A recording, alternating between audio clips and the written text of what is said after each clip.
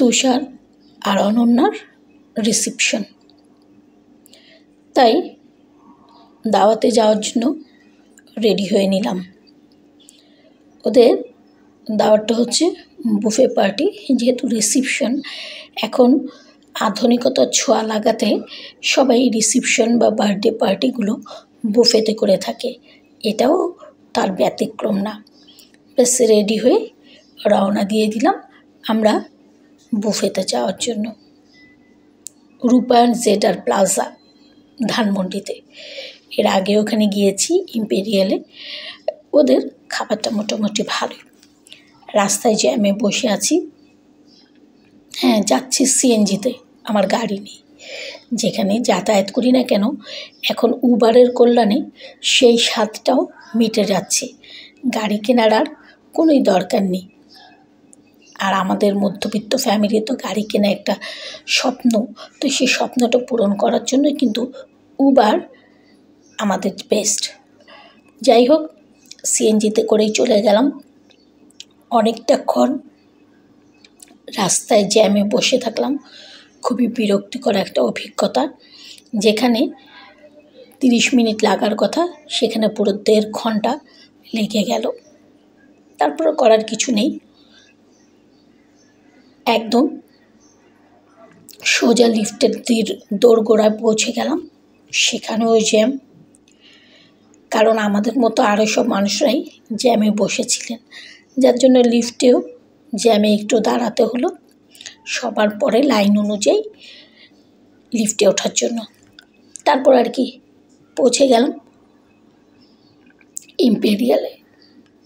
সেখানে যাওয়ার পরে পরিচিত মুখ আগে খুঁজলাম, যারা ইনভাইট করেছে তাদেরকে খোঁজার চেষ্টা করলাম। তাদেরকে পেলে তারপরে কথাবার্তা, গল্প, খাওয়া দাওয়া শুরু হবে। খুঁজতে খুঁজতে পেয়ে গেলাম ভাবিকে, বড় ভাবিকে। উনি আমার বড় বোনের ভাসুরের বউ, ওনারই ছেলের রিসেপশন। তারপর আর কি ভাবির সাথে গল্পগুজব করার পরে ভাবি বললেন, যেহেতু বুফে, খাওয়া দাওয়া শুরু করে দাও।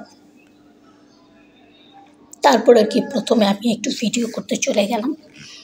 যার যেটা কাজ বা যার যেটা অভ্যাস, আমি ভিডিও করতে চলে গেলাম। সুন্দর করে প্রতিটা আইটেম ভিডিও করলাম।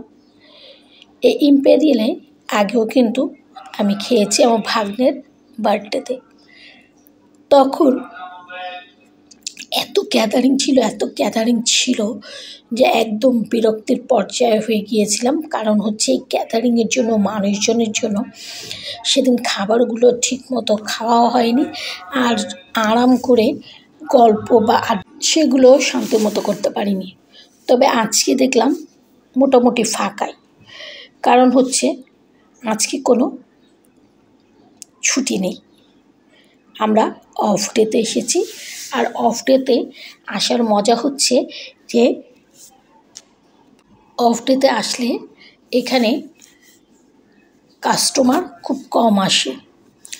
তাই অফ ডেগুলোতে বুফে অনুষ্ঠান করলে আমার মনে হয় ভালোই হয়। আর খাবারগুলো সুন্দর করে সাজিয়ে রেখেছে, থরে থরে সাজানো খাবার। যার যেটা পছন্দ সে সেটাই কিন্তু নিচ্ছে। আর এখন আবার সি ফুডেরও একটা কর্নার করেছে, যেটা গতবার ছিল না। সি ফুড থেকেও খাবার নিয়ে খাওয়া হয়েছে। তারপরে সব ভিডিও করা হচ্ছে। এখনও কিন্তু আমি খাবার শুরু করিনি। আমার সাথে আম্মু, আমার মেয়ে, ওরা সবাই খাবার নিয়ে বসে গিয়েছে। আমি একটু ভিডিও করে তারপরে বসবো। তো পরিবেশ খুবই সুন্দর। আর আজকে মানুষের স্বল্পতার জন্য বেশ একটা ফাঁকা ফাঁকা ভাব আছে, ভালোই লাগছে, অতটা খারাপ লাগছে না। সব ধরনের আইটেমই তারা রাখার কিন্তু এখানে চেষ্টা করেছে। আমি যদি আরেকটু আগে আসতে পারতাম তাহলে সুন্দর করে সবগুলোরই ছবি, ভিডিও নিতে পারতাম। যেহেতু আমাদের প্রায় 30 মিনিট লেট হয়ে গিয়েছে, তাই একটু খাবারগুলো এলোমেলো হয়ে গেছে। সবাই যার যার মতো নিয়েছে, যার জন্য ডেকোরেশনটা সুন্দর করে করা হয়নি। আর তাছাড়া ইম্পেরিয়ালের মিষ্টি আইটেমগুলো কখনোই আমার কাছে ভালো লাগে না, ওনারা ভালো করে না। অন্যান্য আইটেমগুলো মোটামুটি ছিল, তো সেভাবেই সবাই খাওয়া দাওয়া,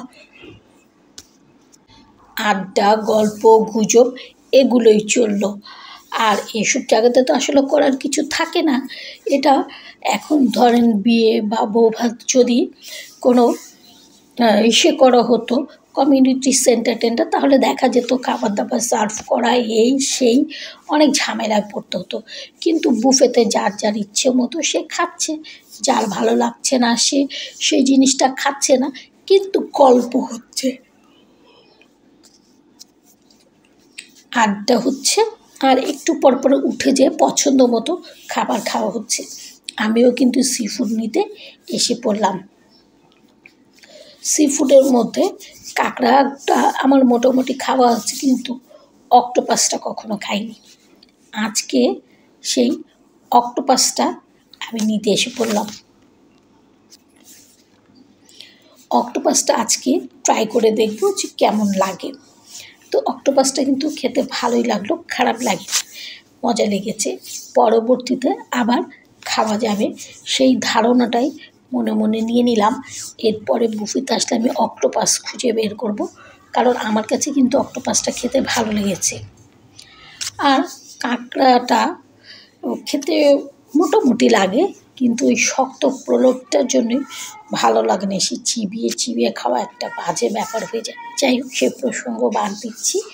তারপরে সবাই বেশ আড্ডা দিলাম, গল্প গুজব, হাসি ঠাট্টা, আর ছবি তোলা তো আছে, সেটা তো কোনো বাদই যায়নি। আর তাছাড়া অক্টোপাসটা আরও ভালো লেগেছে এই কারণে যে খাবার সময় বুঝতে পারিনি যে এটা অক্টোপাস।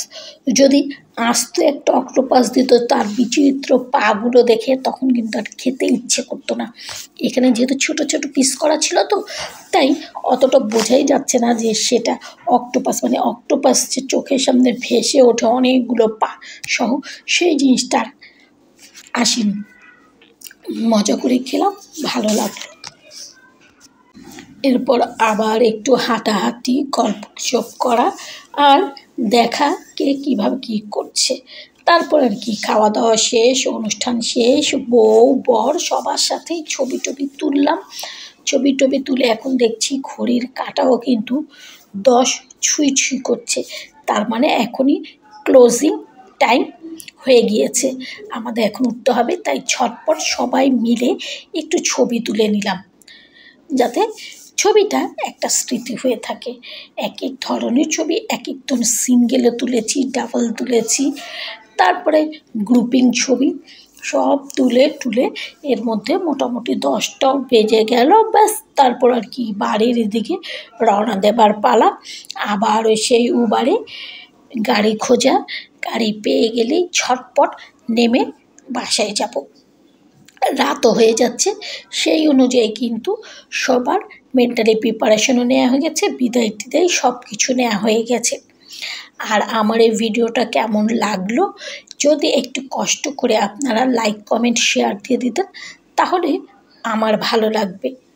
আশা করি সবাই ভালো থাকবেন, আমার জন্য দোয়া করবেন। আর এই তো ছবি তুলছি, খাওয়া দাওয়া করেছি, সব কমপ্লিট। বিদায় বেলায়, বিদায় মুহূর্ত, সবাইকে আল্লাহ হাফেজ জানানোর পালা কিন্তু এসে পড়েছে। আজ এ পর্যন্তই, আপনাদের সবাইকে জানাই অনেক অনেক শুভেচ্ছা। ভালো থাকবেন, সুস্থ থাকবেন, পরের উপকার করবেন।